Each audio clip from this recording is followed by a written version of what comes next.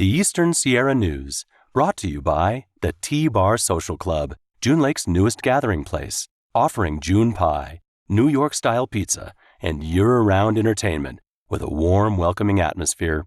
See you in the Loop. Deb Murphy filed these reports for Sierra Wave Media. Bishop City Council weighs in on Regional Dispatch Center. Inyo and Mono counties and the town of Mammoth Lakes have all agreed to contribute up to $25,000 to study the feasibility of establishing a regional dispatch center in Bishop.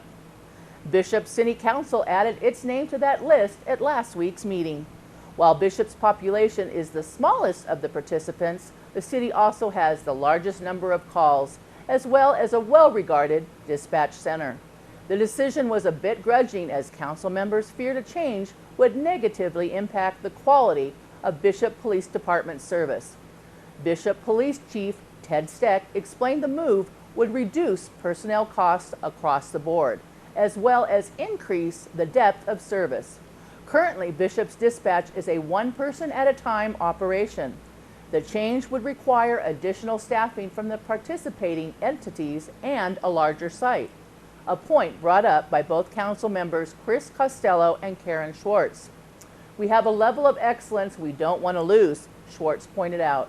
She cited Steck's unique knowledge and his ability to look at the study and make sure Bishop would keep its level of service. "The biggest hurdle is where to site the center in Bishop," Steck said. Councilmember Laura Smith added the study should answer that question. Rob Patterson with Mammoth Lakes PD justified the Bishop location. "The funding is a measure of commitment," he said. "The other three have the need and the volume is high in Bishop. Bishop Dispatch gets twice as many calls as Mammoth Lakes." Deb Murphy filed this story on the Joint Powers Authority. The Inyo Board of Supervisors was the first of 4 entities to vote on the Joint Powers Authority that would elevate the status of the Eastern Sierra Council of Governments. The board approved the move with a rare 3-2 split following a discussion focusing on another layer of government.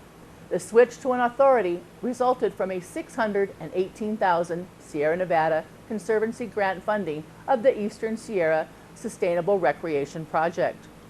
The funding was secured by John Wentworth on behalf of ESCOG, but had to be housed with the town of Mammoth Lakes since the council had no mechanism to handle the funds. The solution? Define ESCOG as a JPA with all the powers that entails. Simple? Not really. Both supervisors, Rick Pucci and Matt Kingsley, had nothing but good things to say about ESCOG and the work it has undertaken. They just didn't like the idea of another layer of government. Kingsley asked what ESCOG's first action would be as a JPA and what benefit would Inyo get from that action.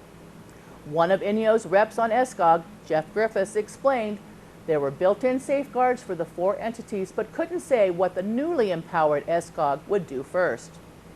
"We need approval first," he said. "We tried to address everybody's concerns. I think we have."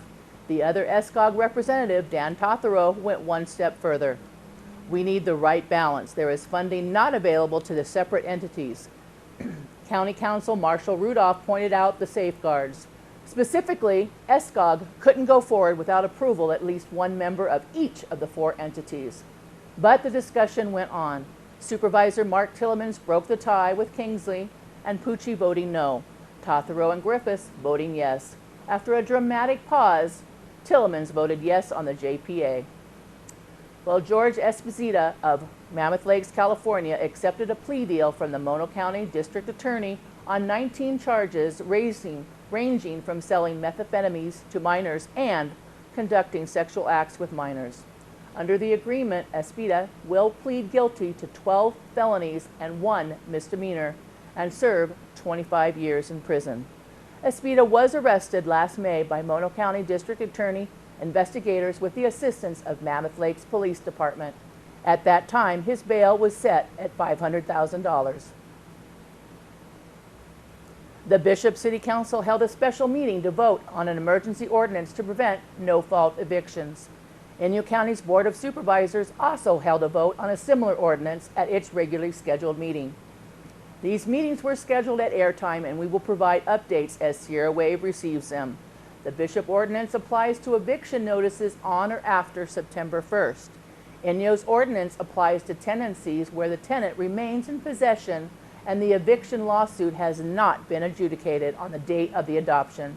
Both ordinances were initiated at last week's meetings of the council and supervisors when Primrose Lane apartment tenant Nick Bartlett addressed the respective entities, outlining drastic rent increases followed by eviction notices.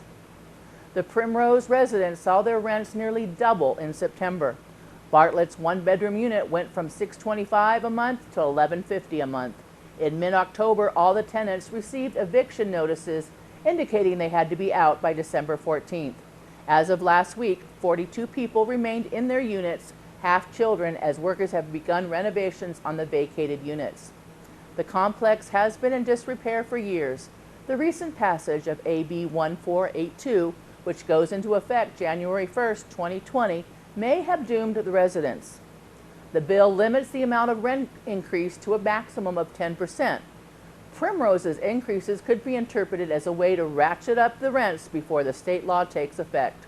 One of the loopholes in AB 1482 allows no-fault evictions for substantial remodels that include replacement or substantial modification of any structural, electrical, plumbing, or mechanical system that requires a permit from a governmental agency or the abatement of hazardous materials.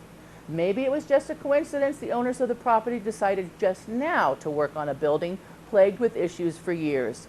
AB 1482 requires owners issuing no-fault eviction notices to assist the tenant to relocate by providing a direct payment equal to 1 month's rent or to waive the final month's rent. Both the Bishop and the Inyo County ordinances reflect the same compensation. Inyo County's declaration of emergency paints an ugly picture of the housing situation countywide. Citing the Regional Housing Needs Assessment updated in 2014, Inyo needs 18 extremely low-income units, 17 very low-income units, 25 low-income units, 28 moderate-income units, and 72 above moderate-income units by 2022. According to the declaration, all residential construction in Inyo County since 2014 has consisted of units that fall in the above moderate income category. We thank Deb Murphy for this update on AB 1482 and its impacts in the Eastern Sierra. We have these stories and updates on our webpage, sierrawavemedia.net. Well, here's a message from the Inyo County and the City of Bishop. Inyo County and City of Bishop residents can appeal preliminary flood insurance rate maps. A community's flood risk changes over time. Updating a flood insurance rate map helps protect lives and property by showing how those flood risks have changed. FEMA has completed a new flood hazard study for Bishop Creek. Preliminary flood insurance rate maps for Inyo County reflect how your risk may have changed. Learn more at msc.fema.gov. You should know that there is an appeal process if you have technical information that could change the preliminary flood maps. For details on the appeal process and the proposed map revisions, visit inyocounty.us or cityofbishop.com. Again, learn more about Inyo County's preliminary flood insurance rate maps at inyocounty.us or cityofbishop.com/flood 2019. We will be back with more news, event reminders, local high school sports, and a weather report.